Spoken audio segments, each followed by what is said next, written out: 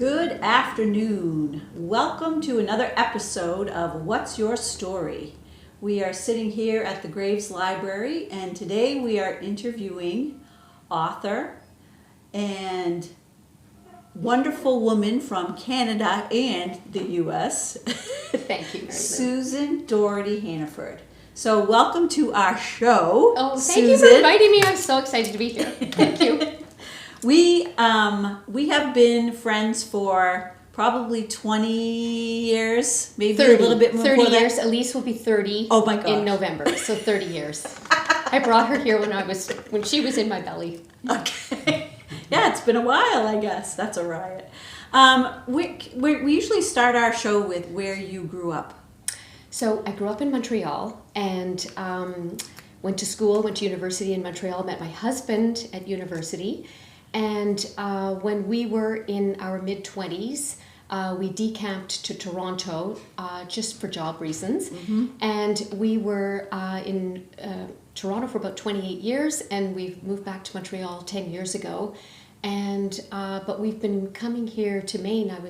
I've been coming here for 50 years. Oh, wow. And we bought a house here in 1991. And so we've been summer residents for 30 years. Mm-hmm. And we are so glad you are here. Thank you. What a nice thing to say. So one of the first times I met you, when I first started working upstairs in the children's library, and Harry Potter was all the rage. And so Elise was, I think, voted team captain and got her picture taken in the York County Co-Star. We had 90 people in this room, and it was a trivia game, and she was the cutest little thing I had ever seen. So she was 9. Yeah. She was 9, and I think she came in second. I think she made one mistake. Yeah. And she was up against a university student, but she loved Harry Potter like nothing else. Yeah. Her favorite book of her life. So your children are grown now. What are they up to? So Elise is an infectious diseases doctor at UPenn in Philadelphia, and as she says, top of the food chain mom because of COVID. Forget about those neuroscientists. And she's married. She got married here in Hannaford 2 years ago, Memorial Day weekend. And her husband's also a doctor, so they're both senior residents at UPenn. Wow. And my son Reed went to NYU, and he just produced his first feature film called God's Time. Goodness. And Reed will be here. Well, they'll both be here the first 10 days of August. So hi, Elise and Reed. I love you dearly, and thank you for asking about them. They love Kennebunk as much as Hal and I do. Yeah, well, it's definitely, every summer, it's the coming back in, all the people that come back in from being away through the fall, winter, and it is like Christmas all over again when you get to see these old friends. So thank you. And your children have always been such a, I don't know, they're just very, very special, and you and I, became friends through books and reading, and the power of reading and character-driven stories. Yeah. And my children love to read as well. Yes, yeah. well. Yeah. That's because they have great role models, right? So, and speaking of reading and books, yes. We have 2 of your books here.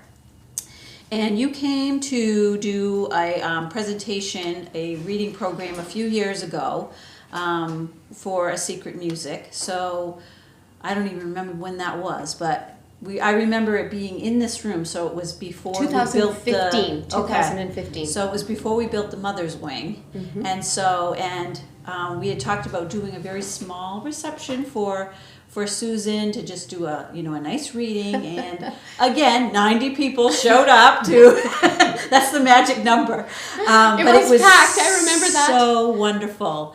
And it was you did such an amazing job. And do you want to talk a little bit about sure your writing and even how you want to do both books? Or well, the genesis of Secret Music came from the divine. So the book is loosely inspired by aspects of events in my father's life. And I'm one of 6 children, and he never really spoke about his childhood. It was so painful and so terrible that I think he just didn't want to cast his children in that same long, dark shadow. But when my daughter Elise was in 10th grade, she had to do a biography for her English teacher, Franny Mystery, who's married to Roe Hinton Mystery, a very famous Canadian author. And she picked my father to do the biography. So my father was living in Montreal. We were in Toronto. And my father took that exact moment to tell Elise everything that had happened in his life. Oh, wow. And about a week later, Franny Mystery phoned me at home. And she said, "Have you read Elise's article?" And I said, "No, I haven't." And she said, "Is there any possibility that I could meet this man? What an extraordinary story." So the next thing that happened was my father died. On December 29th, he died. But I had the roots of the story, and Elise was the conduit for A Secret Music. So that's how it came about. Wow. And it is such a wonderful story, wonderful book. Your husband brought me a special delivery of, it was wrapped in music paper. Oh, yes. And that in was sheet like... music. In sheet music. It was in you're sheet, right. exactly. It was in Oh. sheet music. And I just, I don't know, there's something very, very special about this particular book. But now that you're talking a little bit more about, where it's coming from, it's All the more special. all the more special. And Exactly. my father's mother suffered from depression, but back in the 1920s and 30s, the word depression hadn't even been coined. Yeah. And so I went to our big psychiatric hospital in Montreal that's affiliated with McGill University. It's called the Douglas, to look up the treatment options for depression back in the 1930s. And lo and behold, in the archive department and in the library, those two departments were run by the patients. And I thought, this is the most inspired institution I've ever been in. And after I had done all my research for A Secret Music, I called them up and asked to become a volunteer. That's right. And my volunteer work led me to my next book, The Ghost Garden, because I was placed on the chronic psychotic disorders unit, working with people with schizophrenia. And I began to collect their stories and write down their stories because they were truly unforgettable. These people who lived in group homes, lived on the psychotic disorders unit, had been abandoned by their families. It was just, but at the same time, I saw love and hope and inspiration in all of these people that I worked with, and that led to the Ghost Garden. So when you think about like some of the things that have happened in the last few years and the horrible things that have happened in our country, I don't know about your country, but I'm sure a lot of things, tensions run high, and a lot of mental illness plays into what happens out in the public. And it's really, it doesn't seem to be something that is the light shining on, that this person is not just a horrible person. They really have something wrong. Well, I mean, one of the things that I talk about in the Ghost Garden is that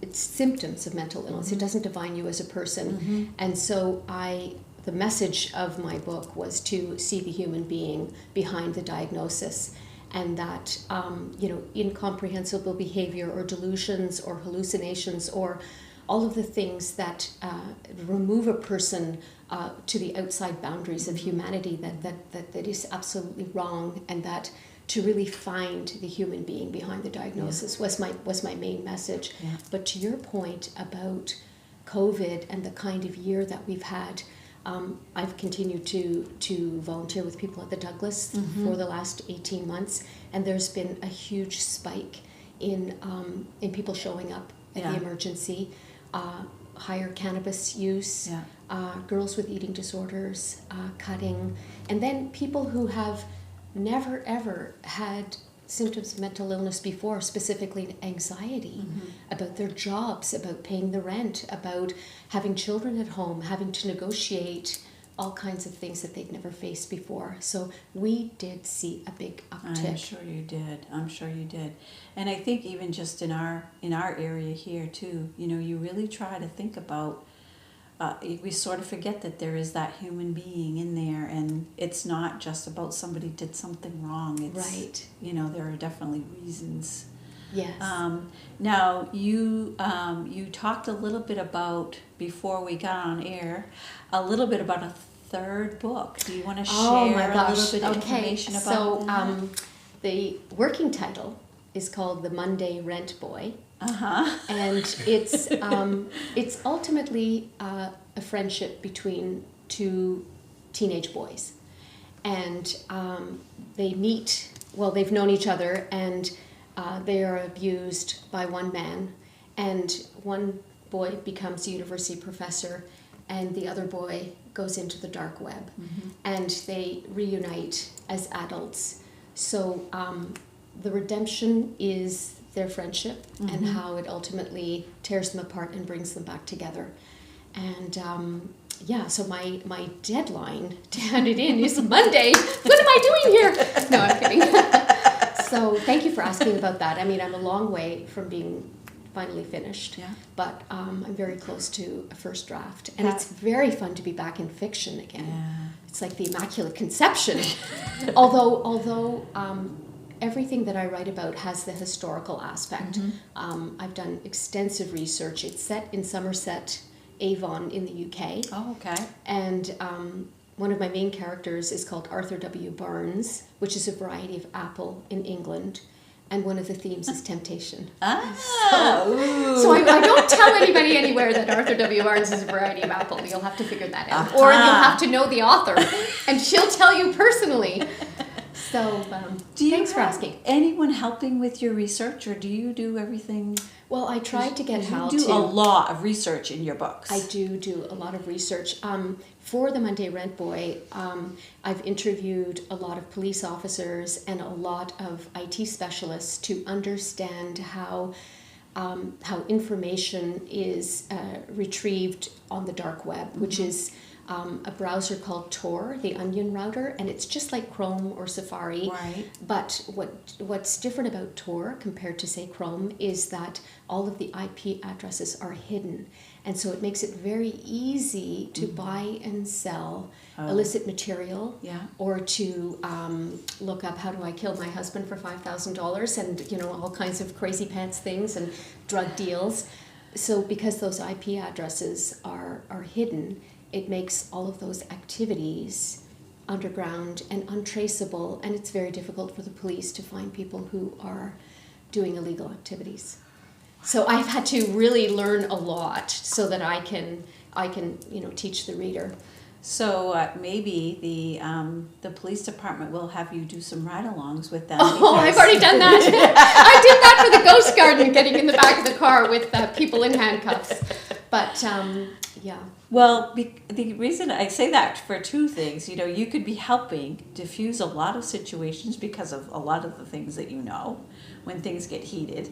And I think you are just the most happy, energetic, positive person I know. Do you know, Mary Lou, I believe I have been tasked with writing about the darkest subjects because I am a happy person, and I'm able to go into these dark corners without it taking me to the ground. And I think that's why I feel like I've been picked for these very difficult subject matters. That's really interesting. Yeah. And through the pandemic, I'm going to go back to volunteering. You were able to go in without...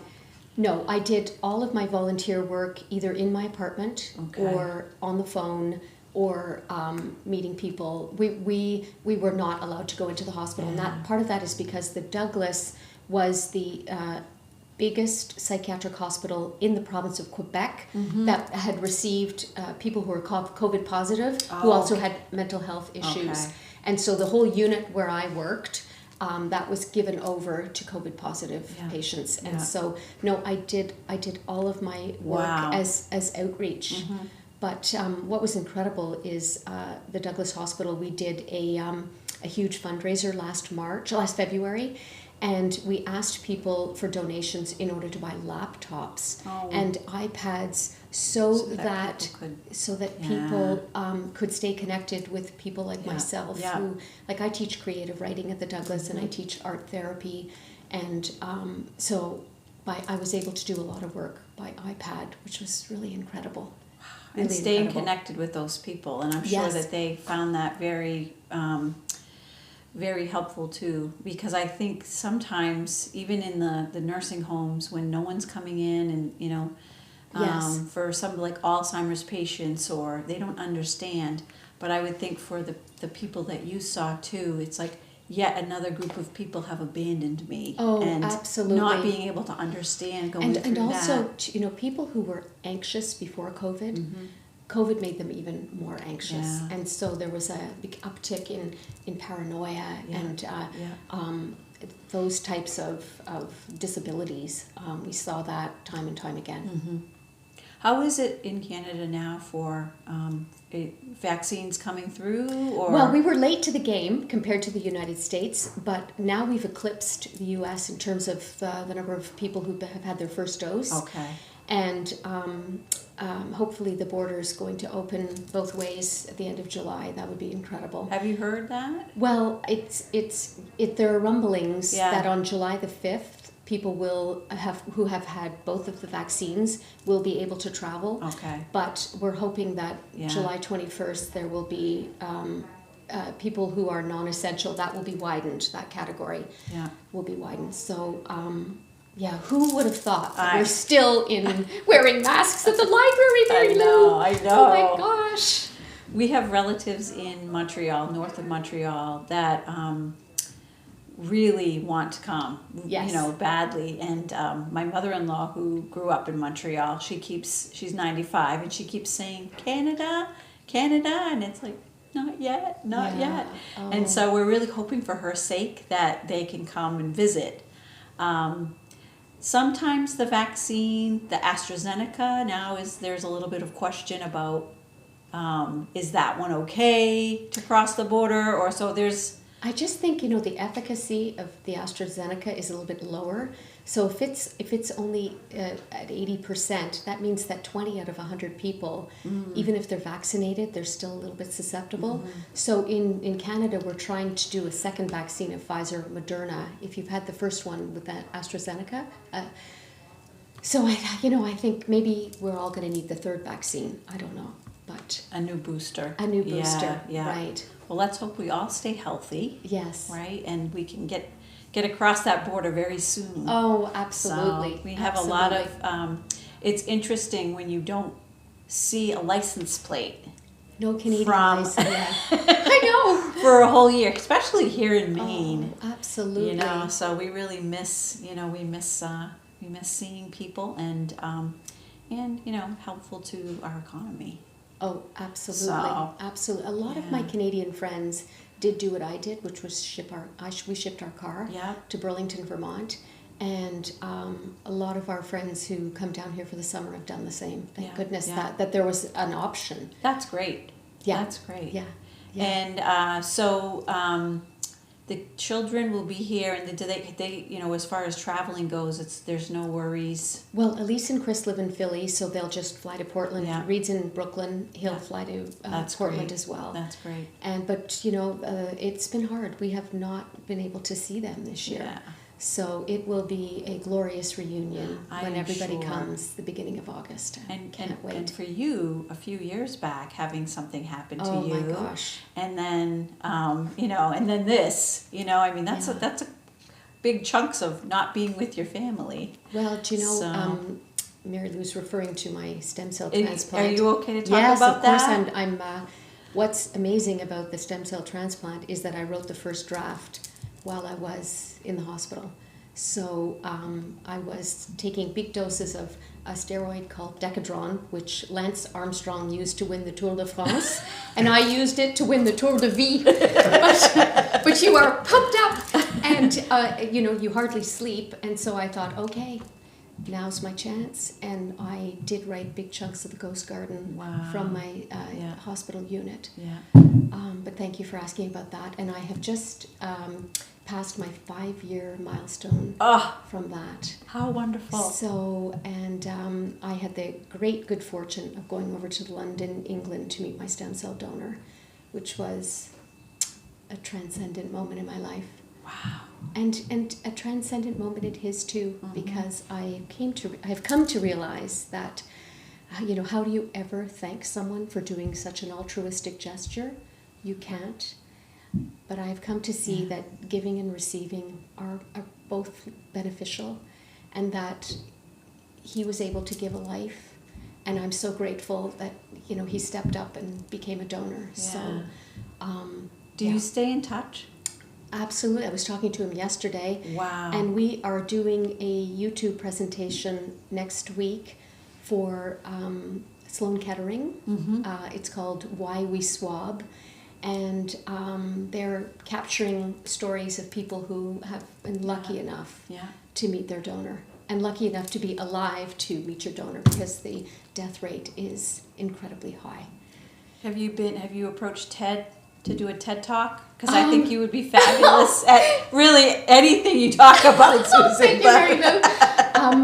It's not yet, but I'll add it to my agenda.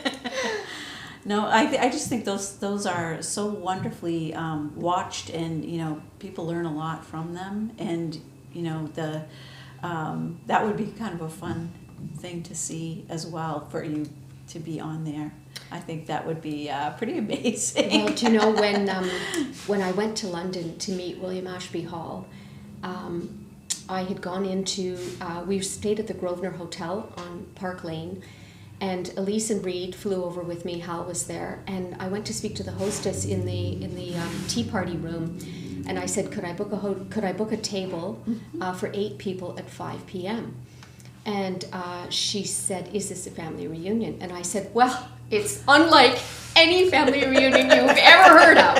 I said, "I'm meeting the man who gave me his stem cells in order to save my life."